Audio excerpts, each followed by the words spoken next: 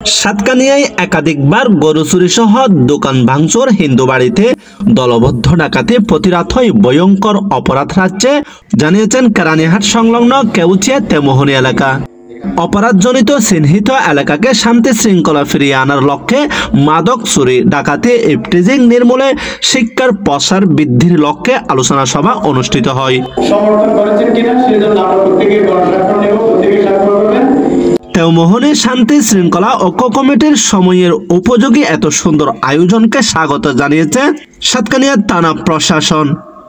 তেমোহনী শান্তি শৃঙ্খলা ও ঐক্য কমিটির উদ্যোগে এই আলোচনা সভার আয়োজন করা হয়। এ সময় নুরুল আলম আরিফিনের সঞ্চালনায় কোরআন তেলাওয়াত করেন হাফিজ শাহরিয়ার নাফিস ও বিশেষ মেহমান ছিলেন জাহিদুল ইসলাম, সেলিম উদ্দিন ও সাংবাদিক হারুনুর রশিদ। এতে পুলিশের পক্ষ থেকে বক্তব্য রাখেন সাতকানিয়া থানার ওসি তদন্ত সুদীপ্ত রেজা ও এসআই এসএম মাহবুবুল ইসলাম।